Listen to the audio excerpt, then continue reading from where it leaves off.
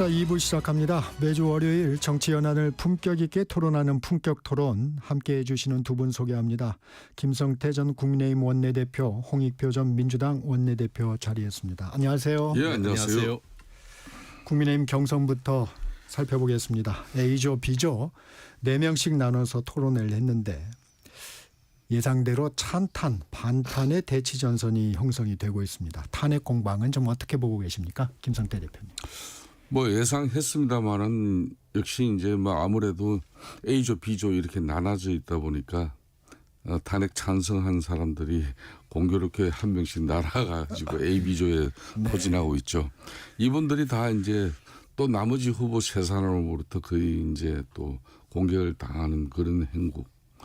뭐 좀 보기는 별로 안 좋죠. 그러니까 이 지금 이제 국민의힘 8명의 후보가 정말 이 서바이벌 그런 경선 방식을 통해 가지고 국민들에게 흥행도 또 이끌어내면서 또 우리의 정책과 비전, 우리 후보들이 국민들에게 제대로 읽혀지는 그런 상당히 소중한 시간으로 이렇게 이제 기대를 하고 있습니다만은 아직까지 윤석열 대통령의 그런 건을 내지는 윤석열 대통령의 그 쉽게 말하면 12.3 비상계엄에 대한 판단까지도 제대로 하지 못하는 그런 좀 안타까움이 묻어 있어요.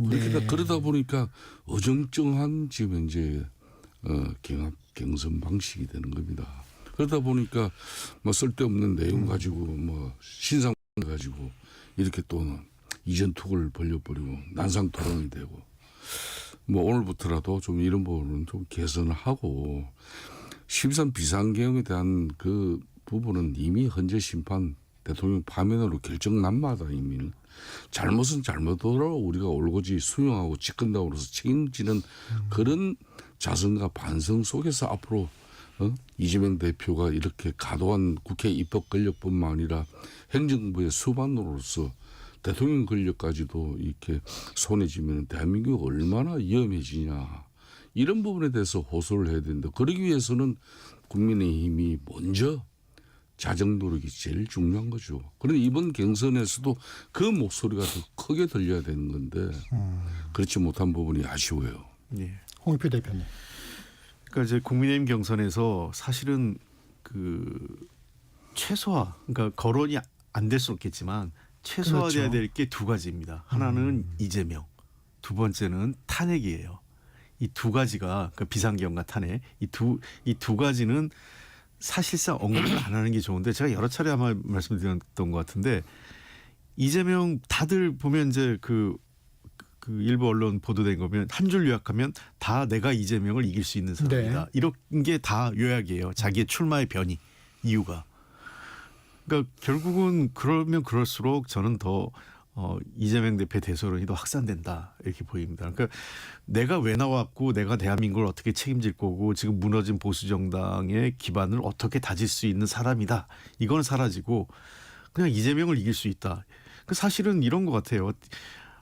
뭐 물론 뭐 그중에서 경쟁력이 있다 치지 누군가가. 그러나 지금 대한민국의 미래가 이재명 대표를 이긴다고 해서 대한민국의 미래가 생기고 또 보수 정당의 기반이 만들어지는 게 아니잖아요. 그러니까 지금 이 시점에서는 어떻게 지금 뭐가 우리 당이 문제고 보수가 어떻게 가야 되고 대한민국은 어떻게 설계해야 된다 이 얘기를 더 중점해야 되는데 이구동성 전부 다 뭐 누구 특정인을 거론하면서 그 사람한테 이기겠다 얘기만 나오니까 제가 보기에는 미래 비전이 부각이 안 되는 거죠. 그다음에 두 번째는 그 탄핵과 비상계엄의 문제는 사실은 그 권성동, 권영세 두 그 쌍권 지도부가 정리를 했었어야 돼요. 정리를 안 해놓으니까 이제 그 어느 후보는 그 탄핵의 강에 지금 빠져 있는 거고 어느 후보는 건너고 싶은데 발목 잡히고 이런 상황인 거죠. 그러니까 이 그 대선 그 대통령 선거를 앞두고 당내 경선에서 탄핵 갖고 이전 투구를 벌이면 제가 보기에는 답이 없는 거예요. 그러니까 이건 마이너스 게임인 거죠. 그러니까 결국은 오죽 이런 상황이 되니까 정광훈 목사가 내가 출마하겠다 이런 얘기가 나올 정도면 그만큼 지금 저는 흥행 여부를 떠나서 그 먼 관점에서 사실은 보수의 재건이라는 측면도 과연 이번 그 대통령 경선, 그다음에 대통령 선거 과정을 거치면서 국민의힘이 보수의 재건까지 뭔가 비전을 가지고 있느냐 하는 근본적인 질문을 던지고 싶습니다. 1차 경선은 일단 100% 국민 여론조사입니다. 그렇습니다. 지금 이런 부분들이 아마 후보들도 당심, 민심을 생각해서 지금 전략적으로 접근하고 있을 텐데 그 당심이나 민심에 끼치는 영향은 어떻게 보세요? 그렇습니다. 지금 이제 내일 그러니까 화요일 오후 7시면은 이제 1차 경선 결과가 발표되잖아요. A조, B조 이 주말 휴일 뭐 이렇게 이틀간 걸쳐가지고 또 토론도 네. 마쳤고 이제 오늘 내일 이제 여론조사가 실시가 돼요. 그러니까 지금 국민의힘이 좀 전에 홍익표 대표님께서도 말씀을 했습니다마는 무조건 이재명 대표를 자신이 이긴다. 그러면 이기려면은 어떻게 이겨야 됩니까? 이재명 대표가 많은 문제점을 안고 있다는 것은 우리 국민들 다 알고 있어요. 그런 이재명 대표를 갖다 우리가 그렇게 줄기차게 공격은 했지만은 이재명 대표의 지지율은 꺾이지 않고 있어요. 네. 그럼 분명히 이건 우리 진영에 문제가 있다라 이렇게 진단을 해야 되는 것이죠. 그렇다면은 지금까지 그 가장 중심이 아무래도 윤석열 전 대통령의 12.3 비상계엄에 대한 오판입니다. 그러면 윤석열 전 대통령은 지금 국민의힘 입장에서 또 우리 후보들 입장에서도 극복의 대상이지 이걸 초항하면서 함께 갈 대상으로 이렇게 뭐 그렇게 어정쩡한 자세를 가져다 보니까 그러니까 말도 되는 스텝이 다 꼬이는 거예요. 그냥. 이게 어떻게 보면 보수 진영 입장에서는 은혜를 원수로 갚은 사람이죠. 어느 보수가 그런 무모한 짓으로 거대 입법 권력에 패하게 맞서라고 했습니까? 제가 뭐 타 언론에서도 이런 이야기를 했습니다마는 도대체 윤석열 전 대통령은 전생에 이재명 대표에게 무슨 신세를 졌기에 3년에 만족하고 그 수많은 헌신과 희생 속에서 만들어진 이 정권을 통째로 갖다 바치는 겁니까? 그것도 모자라서 말이에요. 요 근래는 윤석열 뭐 어게인 신당까지 만든다 그러고 그 본인이 선심 써서 그 신당을 말기는 것처럼 그럼 신당을 그 사람들이 그 젊은 변호사들이 며칠 전에 또 윤석열 대통령 간접에서 같이 식사한 사진까지 올라오는데 그러면 그분들은 누굴 믿고 그 윤석열 어게인 신당을 만들려고 했겠습니까? 자 이렇게 해서 그러면 만들어지는 정권은 누구이겠습니까? 다 죽어가는 한 사람을 자신을 죽이면서까지 살려낸 사람이 과연 누구예요?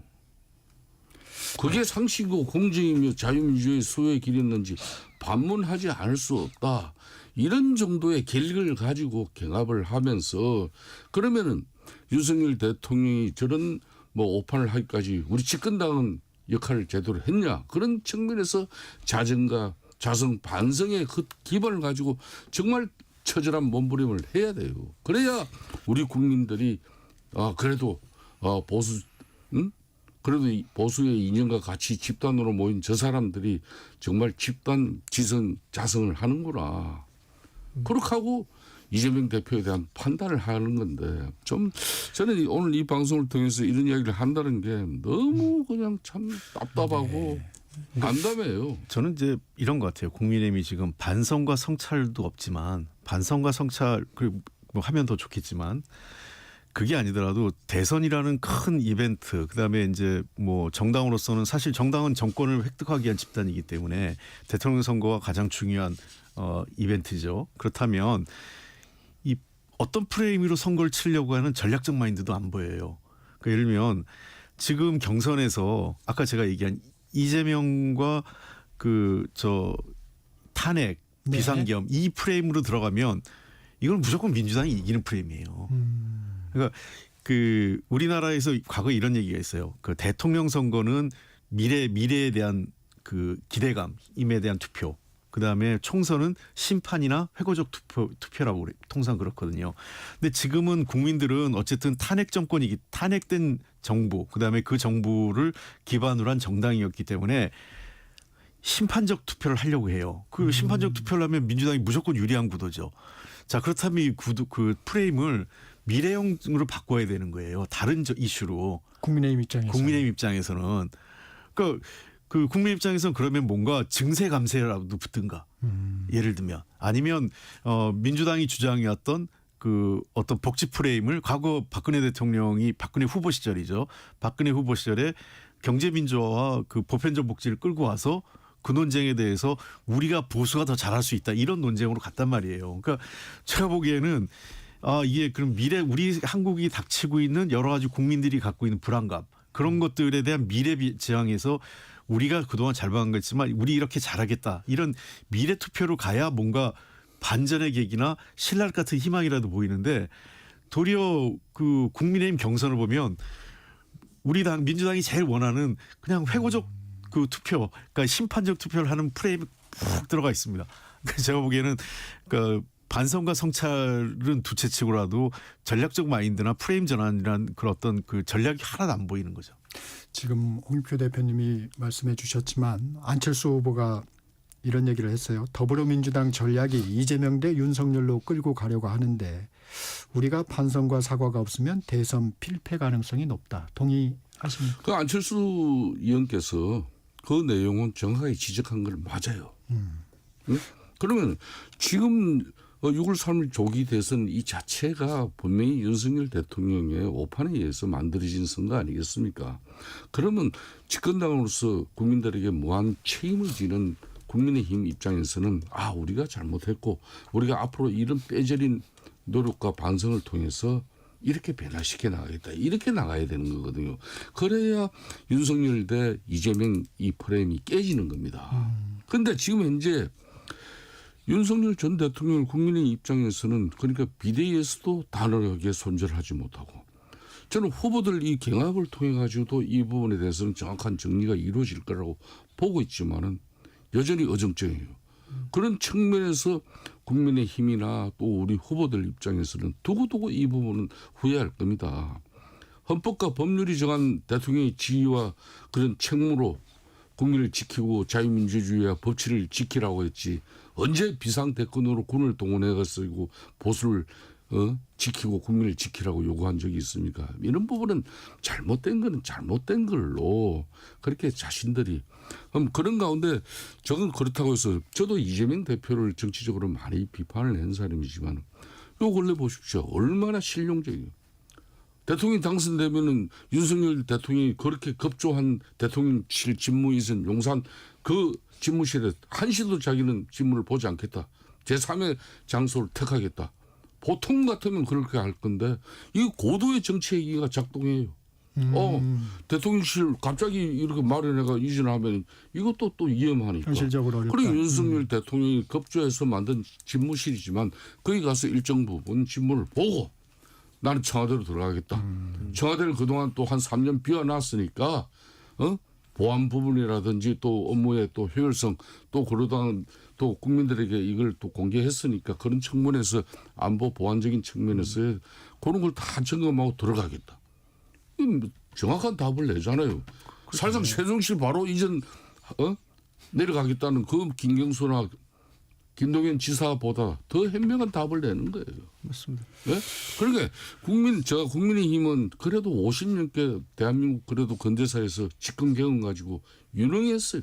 정책이나 또 비전 제시 이런 모든 부분이 유능했는데 선거를 하는 것은 전략 전술을 그러니까 유능한 전략 전술을 가지고 상대를 갖다가 제압을 해야 되는 건데.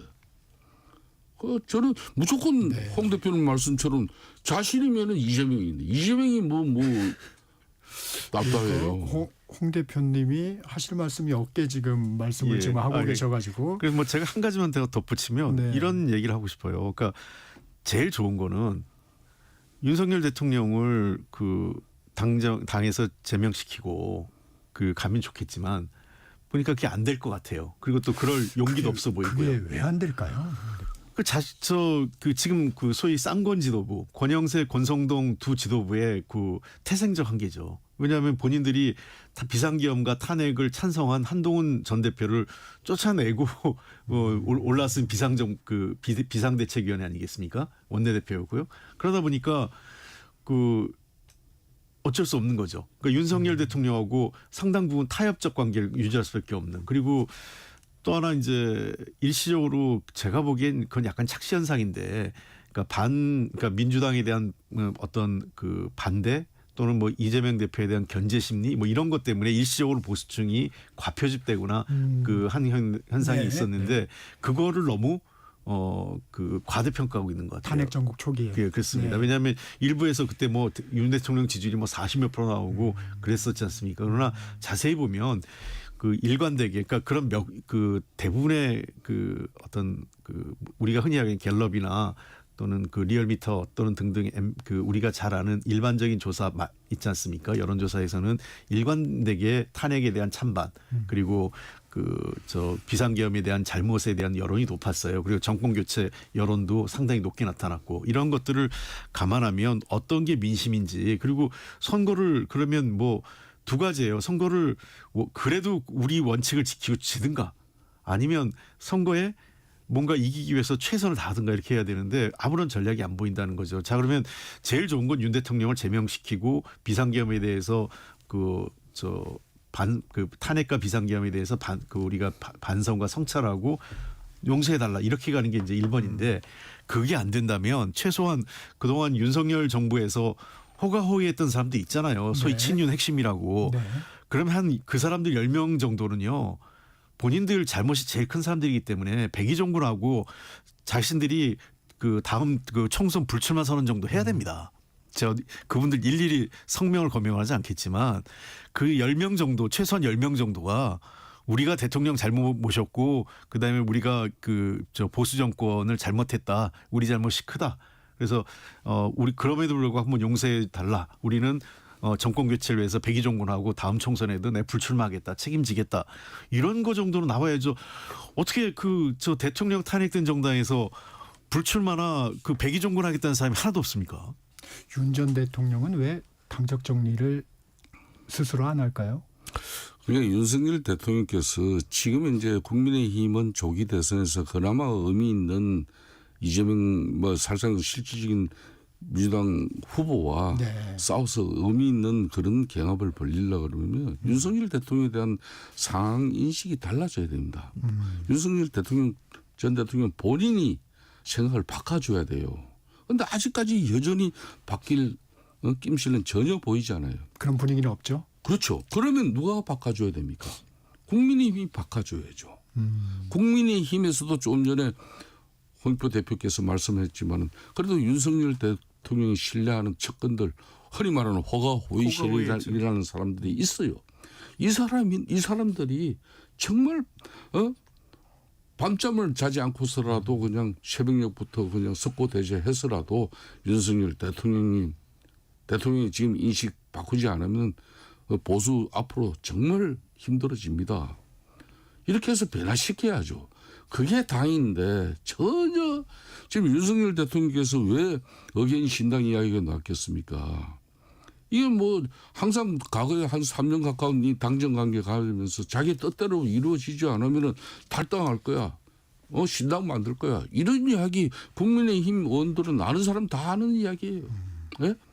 지금 윤석열 대통령이 그런 입장 가지고 지금 이제 이 이념과 가치 집단인 아무리 보수 정당인 국민의힘과 같이 정치적 경험이 없다 하더라도 여기서 그래도 자신을 대통령을 만들었지 않습니까? 그러면 이 당이 겪고 있는 이 어려움에 자신이 처신이 어떻게 이루어져야 된다는 건 너무나 잘 아는 일인데 그런 부분에 대해서 지금이라도 저는 늦지 않아요.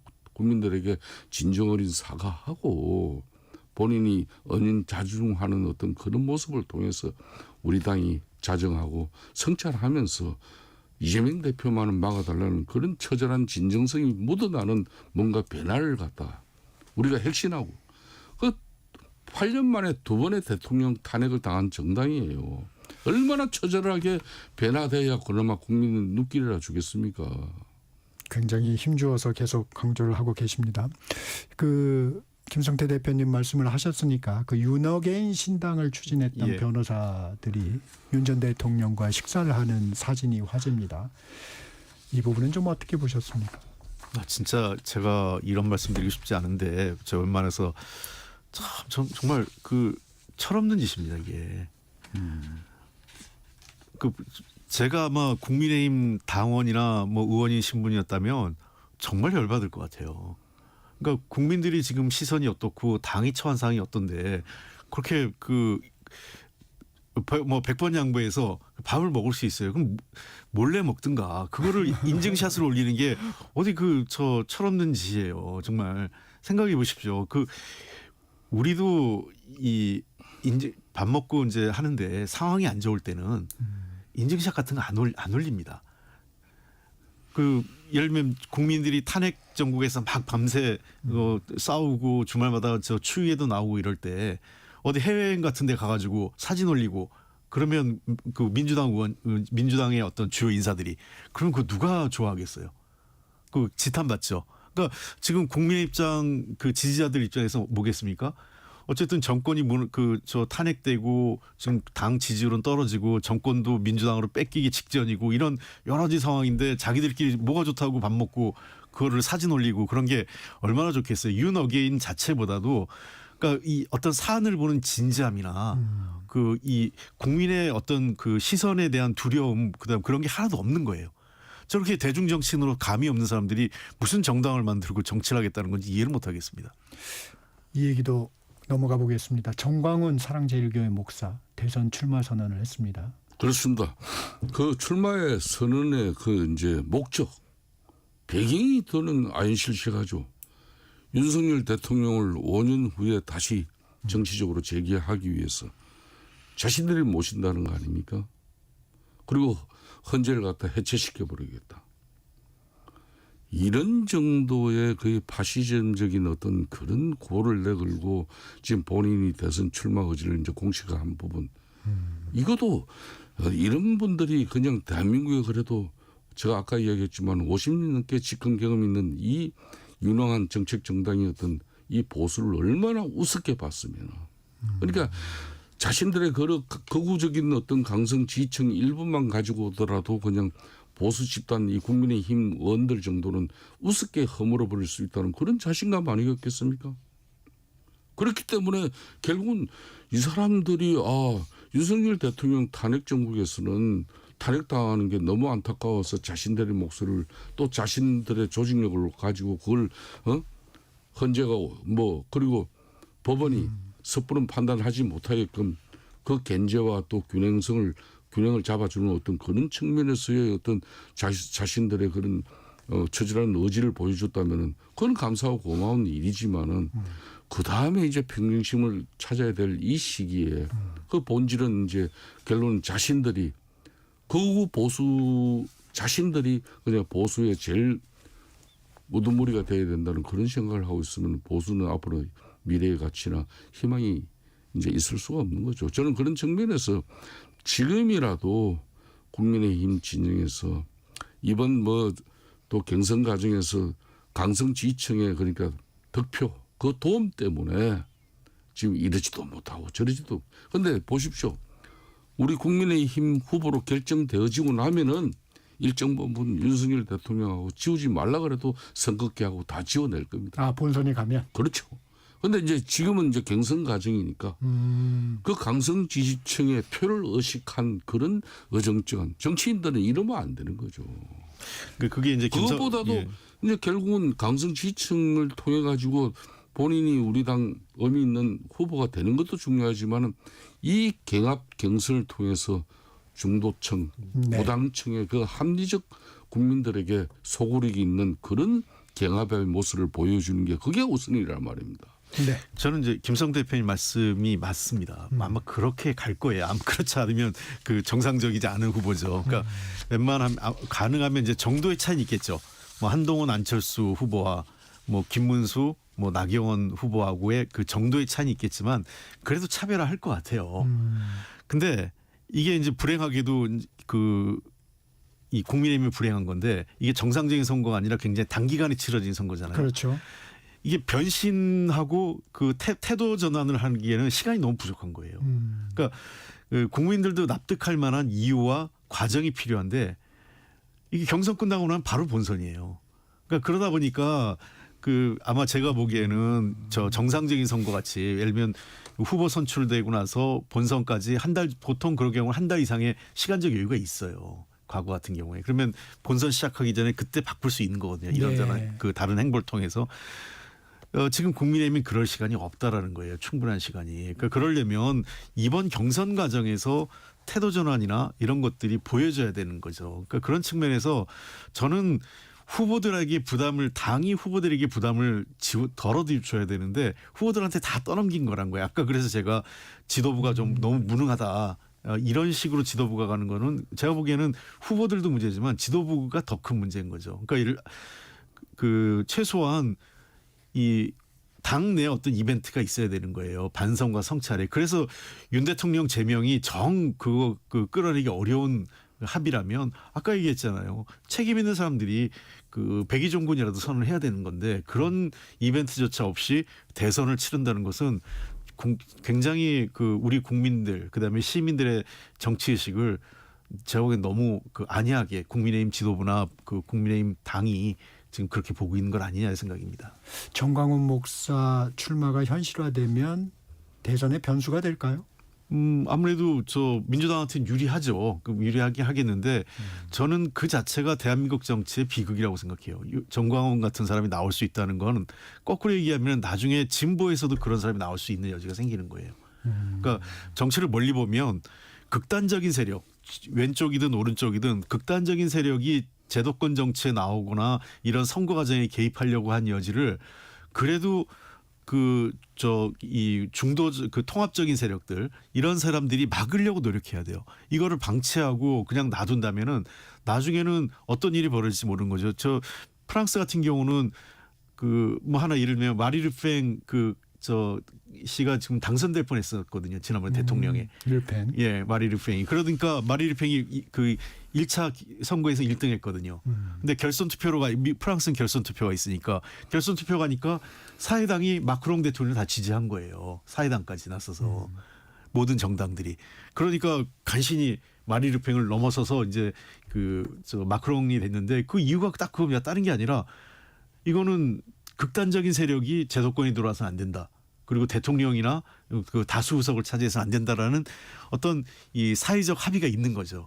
그러니까 저는 정광훈이라는 사람은 단기적으로 만약에 출마하면 민주당한테 유리하다. 그래서 민주당이 환영할 게 아니라 민주당은 공식 입장이 반대했습니다. 이건 안 된다. 정광훈이 참여하는 건. 그래서 정광훈 같은 사람이 제도권 정치에 진입하고 출마하는 것은 정말 이거는 정치권이 함께 막아야 되는 겁니다. 특히 이제 국민의힘 입장에서는 지금 현재 비대위 체제도 마찬가지고 8명의 지금 현재 경선 후보들 입장에서도 단호한 입장을 가져야 되는 거예요.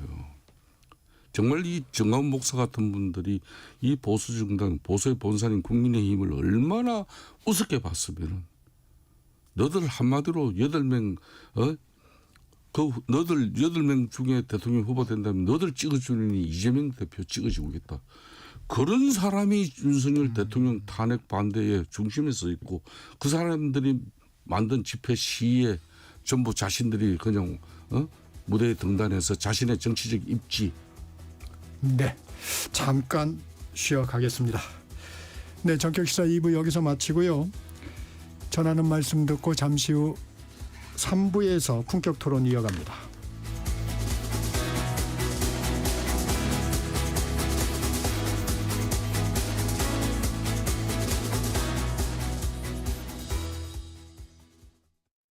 잠시 후 8시 반부터 일부 지역국에서는 해당 지역 방송을 보내드립니다.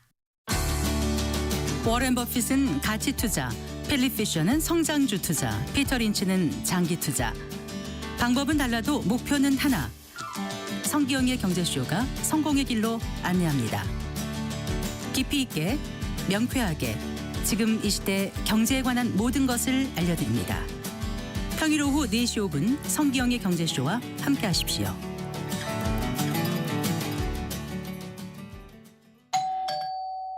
편지 왔습니다. 퇴근길 지친 당신에게 힘이 되는 뉴스를 전해드립니다. 매일 저녁 5시 5분 당신과 함께 읽는 세상 이야기 KBS 1라디오 뉴스레터 K. 지금 시각은 8시 30분입니다. KBS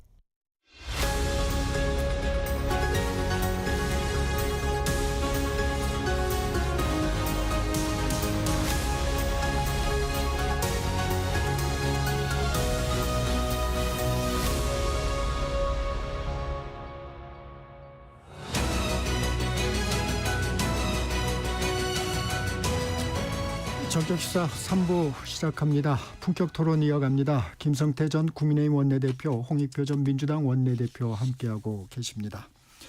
김성태 대표님, 예. 아까 말씀을 하시다가 조금 중단이 됐는데 그러니까 연거푸 이제 두 번의 대통령 탄핵을 당하고도 우리가 다시 눈앞에 알량한 그런 한줌 정치적 이익에 급급한 모습을 보여서는 저는 안 된다고 보는 것이죠.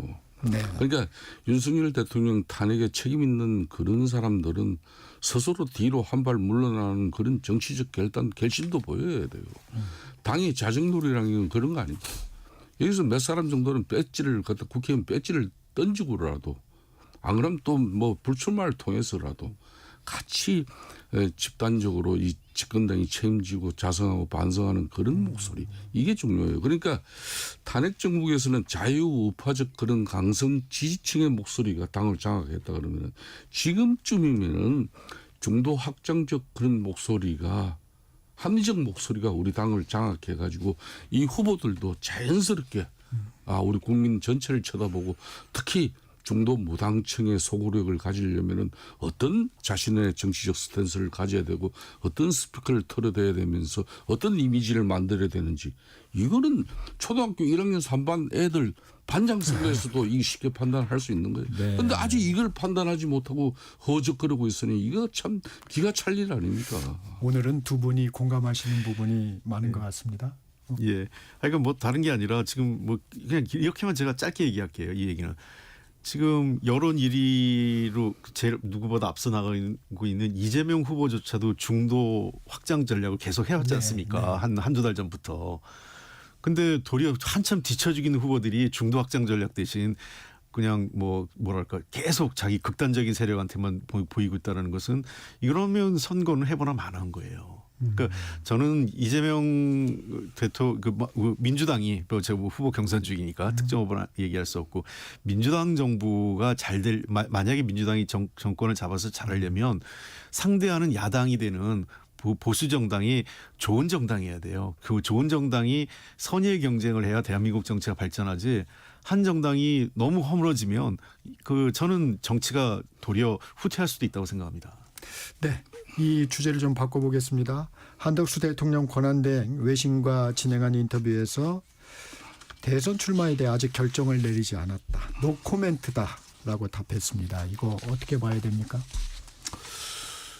영국의 유력 그런 일간지하고 이제 인터뷰한 내용이지만 노코멘트지 않습니까? 여전히 이제 애매모호한 한덕수 지금 그런 대행 입장은 유지되고 있습니다. 저는 이 방송에 처음부터 이야기하지만은 한덕수 대행께서 진정으로 정치적 소신과 그런 결단이 있다면은 진흙탕 싸움이 될지언정 국민의힘의 처음부터 요걸 얻어먹더라도 자신이 발을 디뎌가지고 그런 진흙탕 속에서 자신을 진주로 만들어가는 그런 계기가 필요한 건데. 출마할 거면. 그렇죠. 이 출마도 할 건지 안 할 건지도 모르는 그 애매모호한 상황에서 결론 우리 후보들의 왜 국민적 지금 지지율이 그 후보들 중에서도 한 후보가 이렇게 치고 올라나가지 못한 이유가 뭔지 압니까?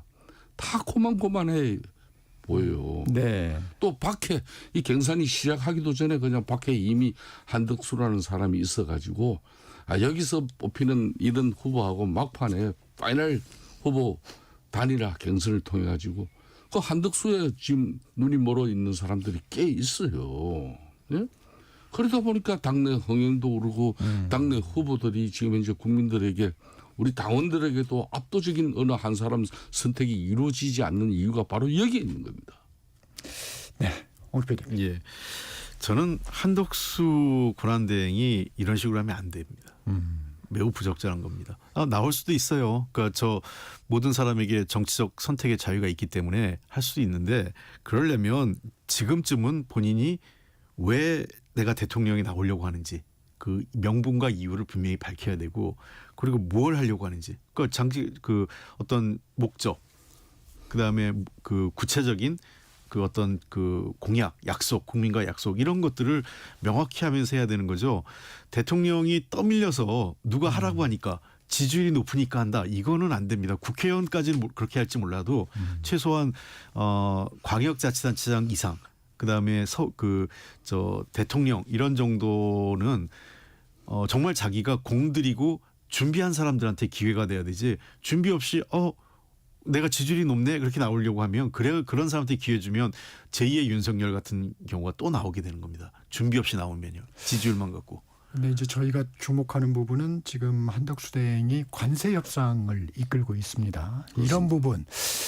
이런 부분과 연계돼서 민주당에서도 좀 비판적 입장을 좀 내놓고 있습니다. 만약에 출마할 거면 지금이라도 관세 협상 손 떼라 이런 얘기도 나오는데 어떻습니까? 그렇습니다. 어제 이제 민주당 입장이 일요일임에도 불구하고 애매모호한 한덕수 대행의 그 입장 인터뷰 내용을 보고 이제 낸 기자회견 내용인데요. 입장인데 한덕수 지금 대행 같은 경우는 대한민국 관가에서 대표적인 대미 전문가입니다. 통상요섭본부장도 했죠. 그랬죠. 또 청와대에서 경제수석도 하신 분이죠. 예? 2번씩이나 총리하면서 또 미국 대사까지도 했죠. 그렇기 때문에 사실상 미국 트럼프 측하고 가장 협상이 그래도 유능한 그런 뭐 정말 영어 또 실력까지 겸비하고 있지 않습니까? 누가 봐도 정말 좋은 지금 총리를 우리는 그나마 윤석열 대통령이 초이스한 거예요.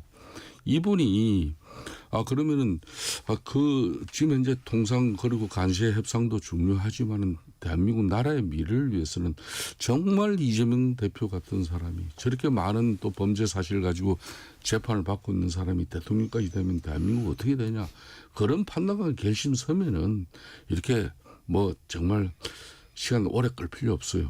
제가 이제 좀 경험이 있는데 네. 오랜 관료 생활을 하신 분들 같은 경우는 시간을 끌면 끌수록 결심 못합니다. 고건 전 총리도 제가 그때 뭐 서울시의원을 하면서 지켜본 경험도 있고 반기문 전 유엔 사무총장 같은 경우는 문재인 전 민주당 대선 후보보다 높은 지지율이 있었어요. 탄핵당한 새누리당의 후보가 될 수 없지 않느냐. 새집이 필요하다. 그래서 만들어진 게 바른정당입니다. 제가 바른정당 초대 사무총장을 한 사람이지만은 결국은 민주당 공격 자신이 그냥 정당의 우산 속에서 정치 행보를 했으면 21년 만에 돌아뵙겠습니까? 그러니까 마포 여기 그냥 다리 건너가면 오피스텔 한 두 채 얻어가지고 그냥 애교 관료들 중심적으로 그냥 대선 행보라고 한답시고 민주당 그냥 그 거친 공격에 얼마 버티지 못하고 그냥 주저앉았죠. 그런 걸 보더라도 저는 지금 한덕수 대행께서 지금 상태 죄송합니다. 지속하면은 민주당 거친 그 등살의 공격에 못 견뎌납니다. 저는 한덕수행이 저러고 있는 이유는 딱 하나인 것 같아요. 지금 여론조사 나오면 다른 그 국민의힘 지지자 후보들보다 한 1, 2% 더 나온다는 거지 이재명 대표의 그 지지율이 떨어진 게 없거든요. 그러니까 상당한 차이가 나고 있는 거죠. 그래서 저는 한 4월 말까지 그 보고 4월 말경에 한 자릿수 정도로 좁혀지는 결과가 나오지 않으면 그러면 저는 포기할 것 같아요. 왜냐하면 당선 가능성이 없기 때문에. 그러니까 그래서 저는 여전히 노코멘트 간복이다 이렇게 보는데 매우 부적절한 태도죠. 그래서 저는 본인이 명확하게 하고 나오려면 나와야 되는 거고 더군다나 지금 권한대행은 사실은 현 상황을 안정적으로 관리해서 다음 정권이 왜냐하면 인수위도 없이 출발하잖아요. 그렇기 때문에 그 다음 정부가 문제없이 출발할 수 있는 기반을 닦아주는 게 지금 권한대행 역할인데 권한대행이 그거엔 관심 없이 다른 데만 지금 관심 있고 본인의 이 처지만 관심 있으면 안 되죠. 그리고 저는 김성태 대표님하고 조금씩 이 부분은 생각이 다른데 대미 통상협상도 하면 안 돼요. 그러니까 하지 말라는 게 아니라 협상은 하더라도 결론을 내면 안 됩니다. 그건 다음 정부에 맡겨야 되는 거고 그리고 지금은 트럼프 대통령이 되게 지금 몰려 있어요. 급하죠. 예, 몰려 있기 때문에 왜 일본, 한국, 영국, 호주 몇 개 나라를 딱 지정해서 우선 협상 대상국으로 했겠어요. 그러니까 제일 만만하고 뭔가 뜯어낼 게 있을 것 같은 나라들을 좀 정한 거예요. 그러다 보니까 지금은 빨리 협상하는 게 손해 그 이득이 아니에요. 그러니까 우리는 일본이 하는 것, 유럽이 EU가 하는 것들을 좀 지켜보면서 시간을 갖고 왜냐하면 시간을 가지고 이유가 있잖아요. 다음 정부가 들어서기 때문에 저는 지금 그 한덕수 권한대행과 현 정부가 해야 될 것은 미국하고 논의해서 미국의 의도가 뭔지 그러니까 미국이 우리한테 뭘 원하는지만 정확히 간파해서 그걸 다음 정부에 넘겨주고 다음 정부가 그 토대하에서 그 협상을 마무리할 수 있는 기반을 만들어줘야 되는 거지 자기가 협상을 결론 내서 안 된다는 겁니다. 그래서 협상을 하지 말라고 해석하지 마시고 협상을 끝내려고 하면 안 돼요. 다음 정부가 협상을 잘할 수 있는 기반을 만들어주는데 자기 역할을 제안해야 된다는 겁니다. 그래서 민주당에서는 한대행이 성과를 내기 위해서 졸속 협상을 할 수 있다 이런 우려도 하시는 건가요? 그런 우려가 있는 거죠. 그러니까 이거 통상 전문가들 일부에서 네. 대한민국의 이해관계가 아니라 한덕수 권한대행 개인의 이해관계로 이 협상을 했을 때에는 굉장한 잘못된 결과를 가져올 수 있다. 그리고 말이 안 되는 거예요. 헌법재판관 임명도 그 대통령 몫에 대해서 헌법재판소에서 막았잖아요. 그 통상관 관련 협상도 이건 다 국회에서 승인받아야 될 내용입니다. 관세 문제가 있고 네. 관세 문제는 우리나라의 그 조세 체계하고 다 연관돼 있기 때문에 그 다 나중에 사후에 국회에 승인을 받아야 돼요. 중대한 그 한국 경제에 중대한 영향을 미치거나 재정적 부담이 많은 경우에는 다 국회 승인 받도록 그 통상 이 협상이 돼 있잖아요. 우리 국내법이 그렇게 돼 있습니다. 그러다 보니까 이 문제를 한덕수 권한대행이 자기 마음대로 결론 내려고 하면 안 돼요. 저는 협상에 성실히 임해서 미국에게 충분히 한국의 상황을 설명하고 당신들이 원하는 게 뭐냐. 그 내용을 잘 정리해서 다음 6월 초에 출범하는 새 정부에게 잘 이관해서 한미 협상이 빠른 시일 내에 마무리될 수 있도록 우리가 징검다리 역할을 하겠다. 그게 한덕수 정부의 통상 관련된 역할입니다. 민주당 경선 얘기 해보겠습니다. 네. 워낙 이재명 대세론이 압도적이어서 이변은 없었습니다. 어떻게 보셨습니까? 저는 뭐 이 방송에서도 이야기했습니다만은 정말 천상천하 유아독존 지존 저 이재명 대표의 저 공고한 체제 이번에 뭐 아직까지 완전한 결과는 나오지 않았지만 충청 영남권 두 군데의 경선 결과만 보더라도 야 정말 대단한 카리스마하고 리더십이다. 이거는 과거에 김대중 전 대통령이 그냥 민주당의 그냥 역사지 않습니까? 그런 DJ의 리더십도 저런 경선 결과 안 나옵니다. 네. 지금까지 나온 적이 없어요. 대한민국 헌정사야.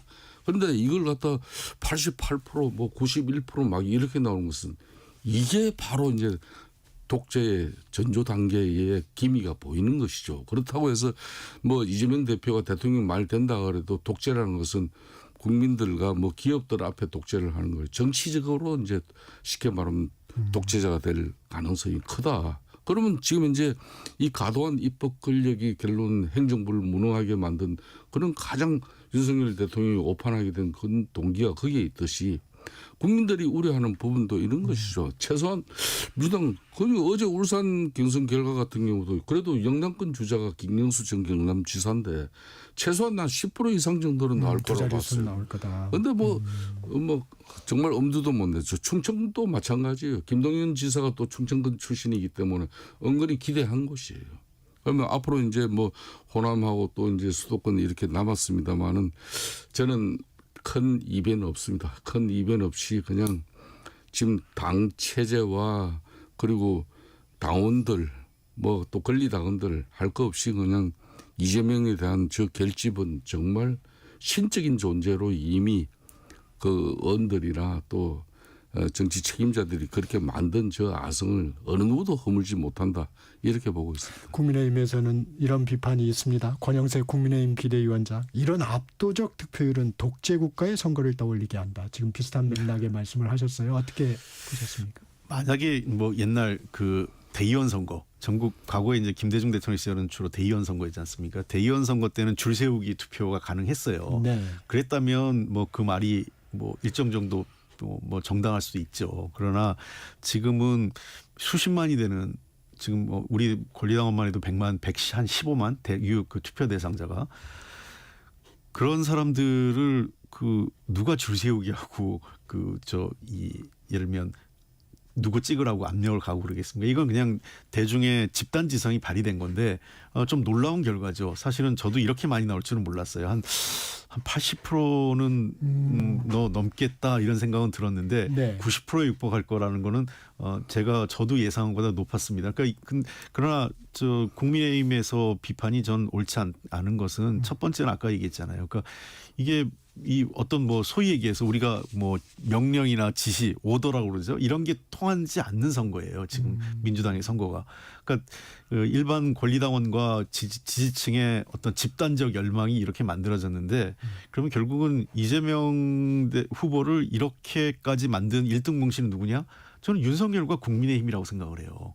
왜냐하면 그동안 지난 3년여간 윤석열 대통령이 한 거는 뭐 아무것도 없습니다. 그냥 이재명 대표 수사만 한 거예요. 근데 그 과정에서 제대로 된 뭐 나온 것도 없고 대부분 지금 뭐 결과적으로 무죄가 나온 게 많아요. 재판 여러 건 중에서는. 그러다 보니까 사실상 무리한 사법 수사, 검찰 수사, 그다음에 사법적 정치적 보복이다. 이렇게 우리 지지층에서는 이해하게 됐고 두 번째는 그 과정에서 이재명 대표가 당을 굉장히 안정적으로 잘 이끌어와서 총선에서도 압승을 거뒀고 지금 유력한 대선으로 나온 거는 이러한 그 어떤 이재명이라는 사람이 어떤 이 신화 전설을 도리어 그 여당 그 당시 국민의힘과 윤석열 전 그 대통령이 만들어준 꼴이다 이렇게 좀 보고요. 저는 그랬으면 좋겠습니다. 좀 생각보다 너무 많이 나와서 근데 그렇다고 표를 찍지 마십시오라고 선거운동을 할 수도 없는 상황이고 이재명 후보도 아마 그럴 거예요. 본인도 네. 뭐 많이 나와서 좋기도 하면서 좀 당혹스럽기도 할 겁니다. 왜 그러냐면 이제 90% 넘나드는 지지율이기 때문에 근데 호남권 수도권으로 오면 조금 더 지지율 그 변화가 좀 있을 거로 이재명 보이고요. 대표를 갖다가 윤석열 대통령이 만들었다는 부분에 대해서 뭐 강한 반론은 제기하지 않겠습니다만은 짧게 이 정리해 견제와 주시죠. 비판 세력의 기반 속에 이 충신이 많은 나라는 부강해지지만은 간신과 절대 근력이 이렇게 넘치는 나라는 한마디로 하루아침에 나라가 망할 수도 있다는 그런 사실. 할 말을 이걸 합니다. 다 제가 할 말을 합니다. 저희들 당에서요. 많이 네. 해주십시오. 예. 오늘은 여기까지 듣겠습니다. 품격 토론 김성태 전 국민의힘 원내대표, 홍익표 전 민주당 원내대표와 함께했습니다. 고맙습니다. 네, 감사합니다. 전격 시사 듣고 계신 지금 시각 8시 47분입니다.